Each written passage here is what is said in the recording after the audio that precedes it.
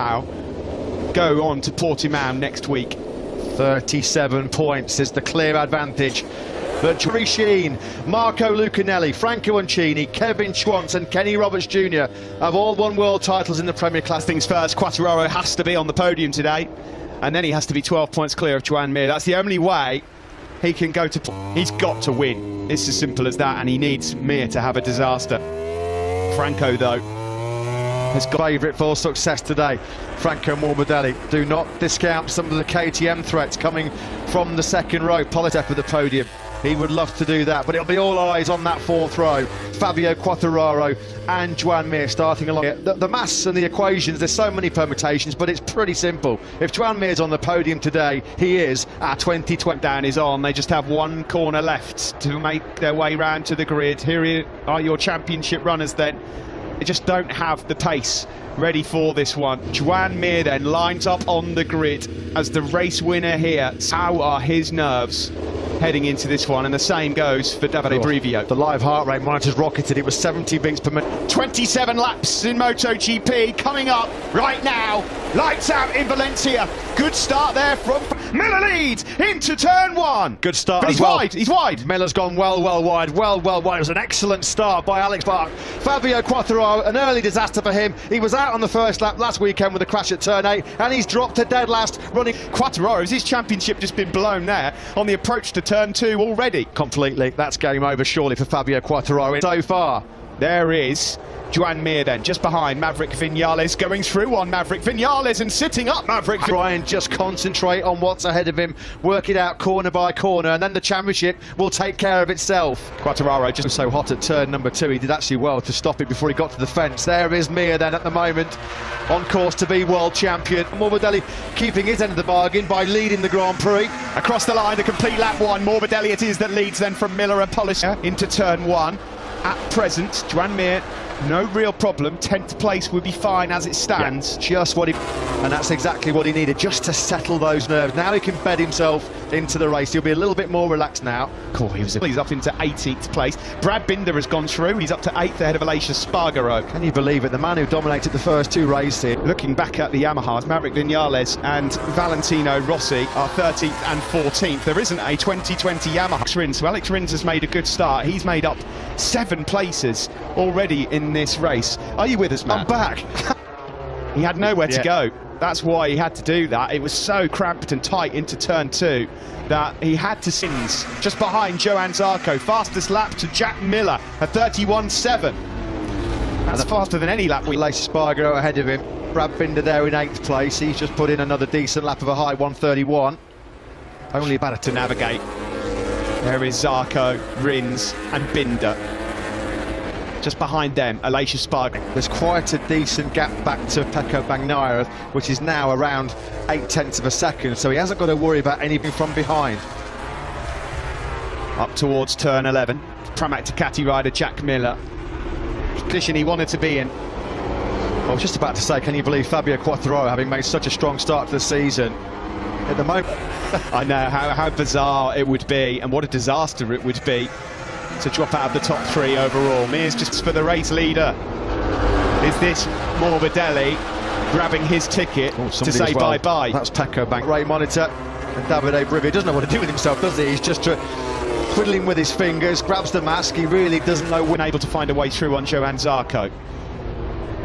Like Morbidelli has shown previously, you only have to look back. He can be untouchable. Yeah, it's almost like Jorge Lorenzo style performance, isn't it, from Frankie Morbidelli? Just under 0.4 of a second back. He's got about 0.3 to Pol Espargaro. They're all ganging up now behind Taka Nakagami. And at the moment, he'd have worked out in his head. He'll know exactly what's going on in terms of the championship, and he'll know he can see Rins, so he'll know that he's not a threat. That's another position recovered for Fabio after his off-track excursion on the first lap. It's another 31.4 now from Frank. And disrupting their high corner speed, fast lines, that's what they can do. The problem now for Fabio Quartararo is that being Morbidelli last weekend, I think 9 of Yamaha's 10 podiums this year have come from front row starts. If they can qualify well. Bolting right in a moment. Oh yeah, he's trying to thread the needle there, wasn't he, Fabio Quartararo? And in all fairness to the Frenchman, he's probably trying to avoid race leader then. His long dark locks flowing out of the helmet that features his two-nation tenths of him on the straight, then that's a battle Yamaha won't win. Yeah, that big mistake from Pecco Bagnaia on the last lap at turn. Here comes Rins. He had to make a move on Zarco, but he's gone wide and deep. Is he going to be able to hold on to it now on the home straight? Because and drive down the straight, and he's now got Brad Binder swarming all over his rear tyre. Zarco's gone down. He's asked too much of the front. That's another point gain there, of course, for Joan Mir. Simon, some thoughts on turn one. Is that a wind-affected crash, do you think, mate? Front straight, and the usual brake marker is over the limit. Yeah, good point, well made. Zarco out there. As it stands, Mir would have 27 points ahead of Morbidelli, which would be good enough to clinch the title. A couple of times last weekend he had to dip out the back of the pit box, didn't he, because he just couldn't watch. Yeah, couldn't watch it. It's too nervous. Nera made a move. He went through on Taka Nakagami, so Nakagami's dropped back a place. Now, with Zarco out of the equation, what can Alex Rins so often about this young man, Joan Mir, having such a mature, wise old head on young shoulders? He's not in a position now that he's got necessary risk just to pick up a couple of places. Nakagami runs wide again, another rider then that's overshot turn one, that tricky braking zone. A 31.4 from Franco Morbidelli out front, whose lead now is 7 tenths. Yeah, I mean, he's just reeling off, not that much slower. In fact, it's a whisker, nothing between them, but it's just that little tenth that Morbidelli's able to stretch out of the Australian. Morbidelli already in the first 2 sectors has found 3 tenths on Miller. He'd be a frustrating rider to follow and try and chase Franco Morbidelli to 8 tenths. This will make him the joint top most successful rider in terms of wins this year, won't it, with Fabio Quartararo? So that are there reliability problems, criticism coming from Quartararo, Rossi and Vinales about the performance of the 2020 bike. But Yamaha range, isn't it? Across the line here we go then to complete lap 7. If you're thinking how are Suzuki's in this position today when they were so dominant last week, well, to back racers at the same circuit, and these guys have all found a bit of extra speed. There are extraordinary pressure. How much of a hole did that mistake at turn one punch in Taka Nakagami's chances of a first Motogp podium? Oh, the nerves have settled slightly then for Davide Brivio. The heart rate might have come down by a little bit, but to such a famous triumph. Here is Miguel Oliveira, the Tech 3 rider, currently in 4th. Rider Pol Espargaro. Nakagami falling into the hands gradually of Alex Rins. Rins knows he's got to be on the top 2. All got through on him. He's dropped back to 18th. You've got to think it's all over, haven't you? Nakagami's just been given a track. Dealing with some kind of front tyre pressure problems. Who knows, hard to tell from the outside, but at the moment it's been a rather... His championship really stuttered and stumbled. 7 of his last 9 finishes have not even been top 6s for Fabio Quartararo. They're all forming a bit of a queue here behind Miguel Oliveira. Alex Rins looks pretty desperate. We're on board with him now to get through on the LCR Honda. He's down and that's it, it's over. It's completely over now. It's been an absolute nightmare, Here, down and well and truly out. Turn 6 then has ended Fabio Quartararo's challenge here in Valencia, and hope that Yamaha can put a more competitive M1 underneath him when he moves to the factory team next year. He was offline there a bit, wasn't he? He's 5th as a result of that right now. He had an absolute horrendous time in the 2 Aragon races. He's had a nightmare here again in the race here today. As it stands, Mir would be the champion. Mir was in the 32s on that last lap, rather worryingly. They're trying to get this bike fixed, but it doesn't really matter. He said, of course, I'll fight until I'm completely out of it, but nothing has gone his way here this weekend. He said they've been so off the pace, indication of how deep the hole Fabio Quartararo has been in this weekend. That deep, he's nearly struck oil. Alex Rins between Morbidelli and Miller. Pol Espargaro still there, 6 tenths behind Miller in 3rd. This is the battle for 4th. Now the classic block pass, and Alex Rins, very close to the action as well. Lovely that by Taka Nakagami. Looks like he's got quite a big gap, 2 seconds he is behind Pol Espargaro at this stage of the race, although we've not even reached half any Yamaha inside the top 10. He's in 11th, just a couple of places ahead of his teammate Valentino Rossi. He's scrapping with he wants himself. It's just the fact that Frankie Morbidelli yet again is just that 10th quicker. Rins fires the Suzuki up the first to Nakagami at turn 14 on the previous lap, and now Rins picks him off at turn 6. Yeah, starting to walk seconds to make up now. 17 laps to do it. Next on the list here, looks like Brad Binder might be having a Espargaro. He's in 8th. On board now with Mir in 9th. Alicia's doing a good job holding on to a spot in the top 10, but is there a move coming here? To ride on board then with the potential future world champion. Joan Mir then now, he can barely look at the screen. And 2020 MotoGP glory. It's a 2020 that's ending in disaster for Fabio Quartararo. Andrea Man campaigned to get Dobby to sign that contract. Fabio Quartararo then, he's going to be left to contemplate what might have been. Yeah, it has. It's not been an easy read, has it? The end of that book. So 16 lap lead, which would be enough to wrap it all up. Dobby ready to pounce on Aleix Espargaro. This is the best there. The gap now out front. Morbidelli has got up to a 1.1 second lead. Fabio Quartararo not where he wanted to be, defeated in the World Championship, and a frustrated spectator now for the remainder. A mistake running in hot at turn 2 as he tried to avoid Maverick Vinales, and then from there on he was really suffering. He dropped back to 18th. He was trying to recover. Mir is doing everything that he could have asked to have been done so far. He's raced so smartly. He didn't try and make any moment make the move when he was absolutely crystal clear, concrete sure he was going to be able to make it clean and stick.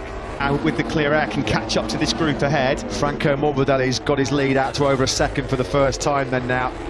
It's just ticking off the mid 131s and he's staying there. There's just no answer from anyone at the moment. He's not making, and sort of hovering behind Jack Miller. Here is the battle. There's a lot of blue on that virtual fan wall. And it's Fabio Quartararo fans that sadly are feeling blue right now with him down early. No surprise to see that midway through this race, Nakagami's pace has just been upped. Look at that. Look, just unbelievable pace and rhythm from the Italian. Such a cool customer as well in this situation. He never 100 laps, let alone 14.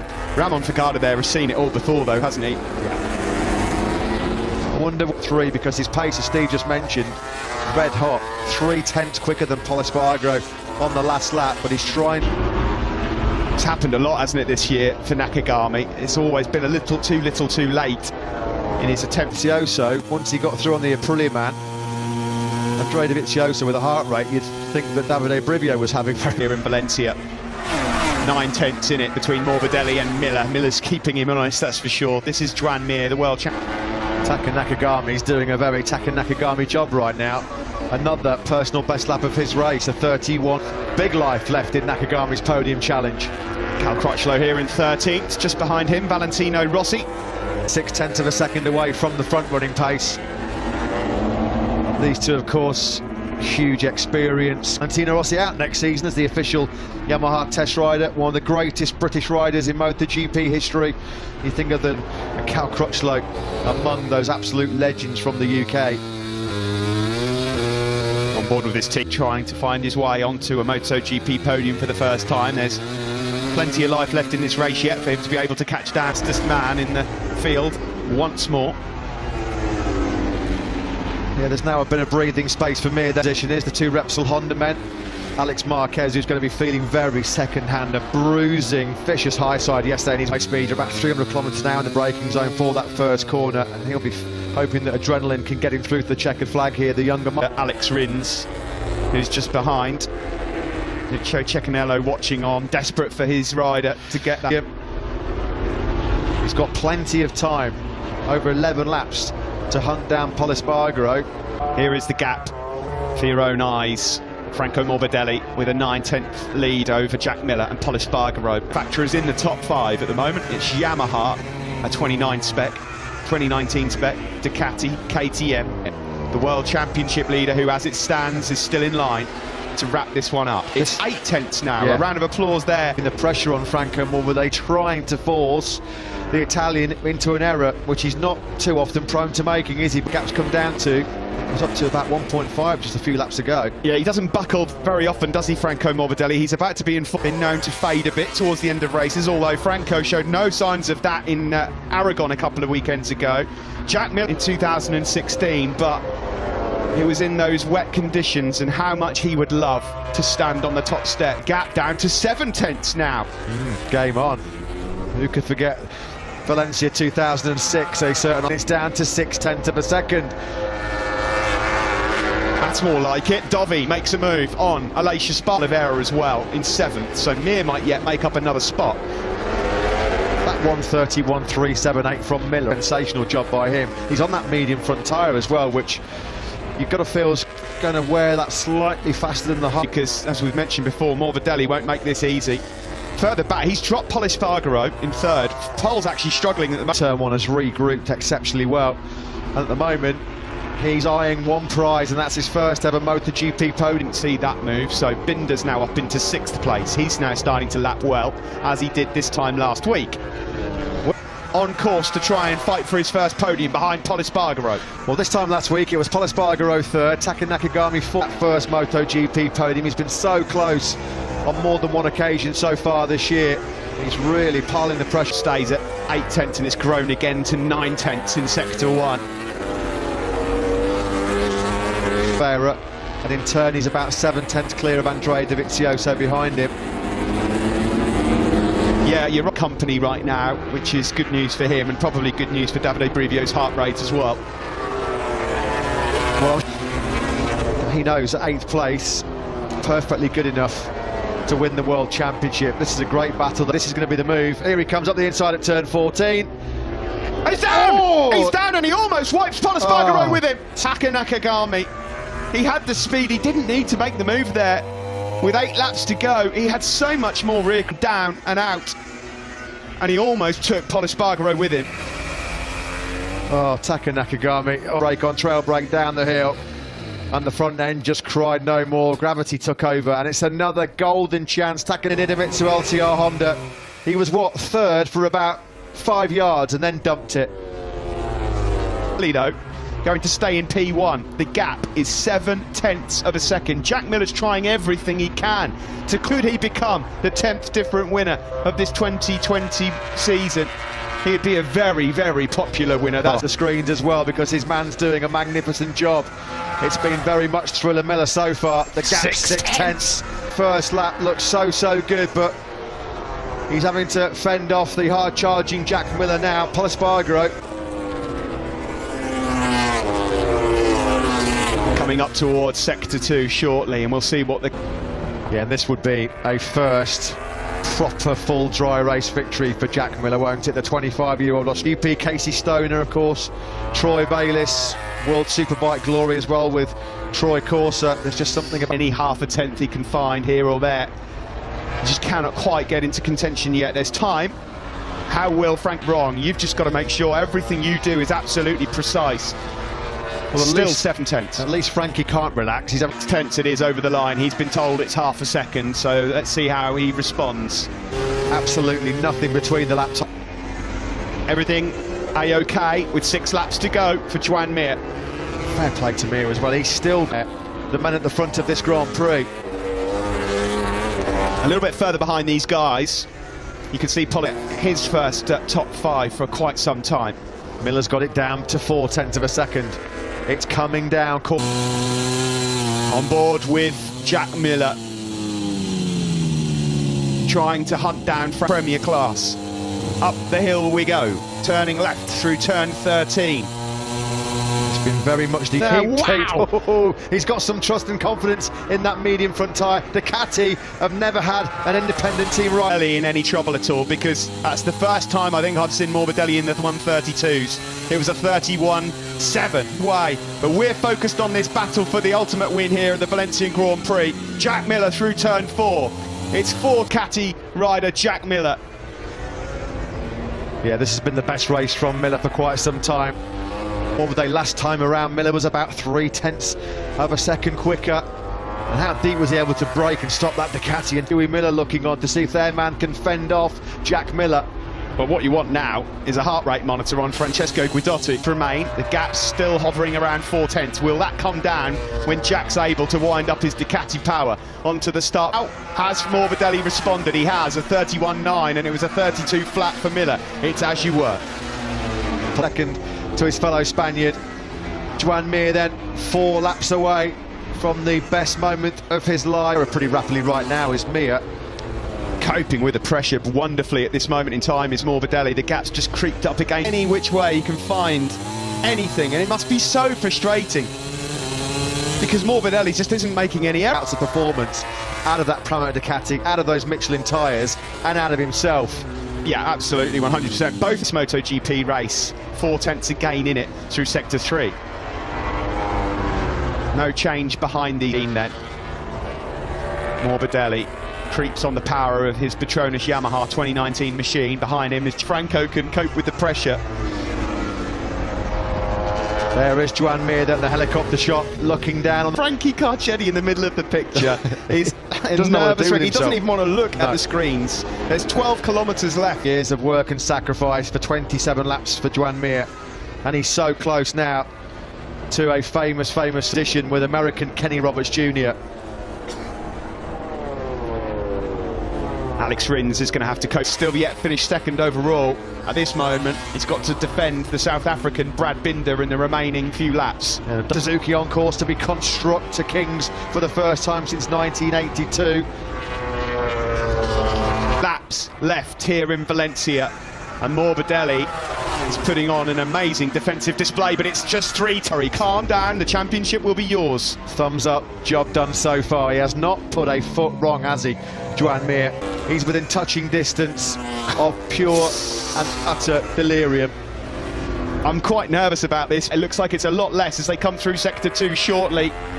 Can Jack Miller do anything about Franco Morbidelli out front? Miller continues to try and get that elusive dry race victory for Ducati. It's because there is a hell of a speed difference between these two motorcycles. And Miller's been exceptional over the crest here through turn 12, up the hill tyre.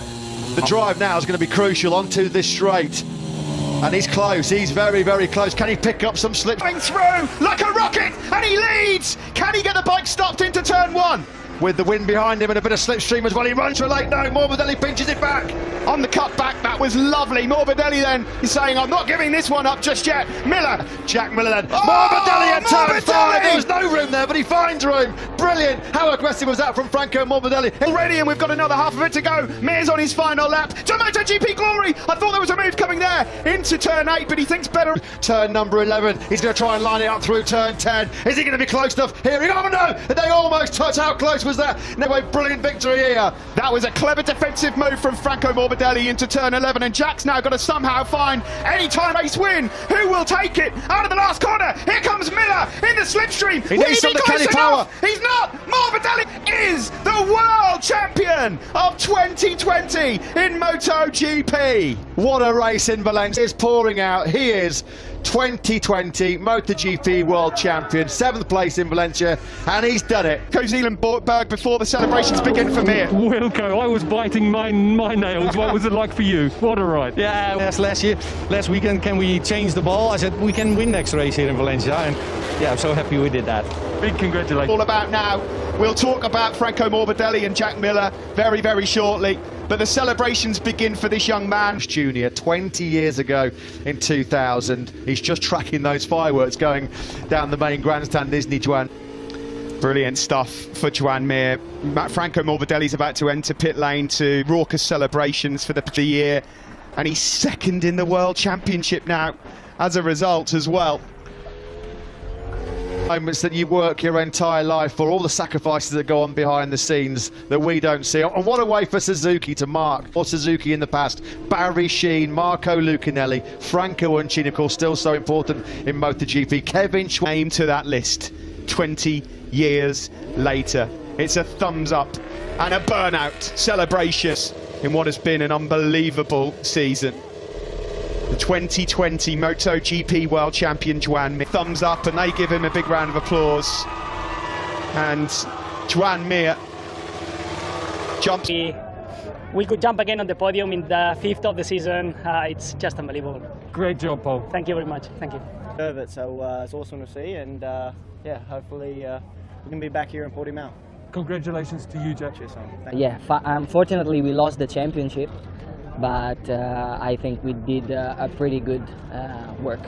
Because for me this is I don't have words. Sincere congratulations. Thank you very much. Out of Joan Mir, tears of joy. Jorge Lorenzo, of course, congratulating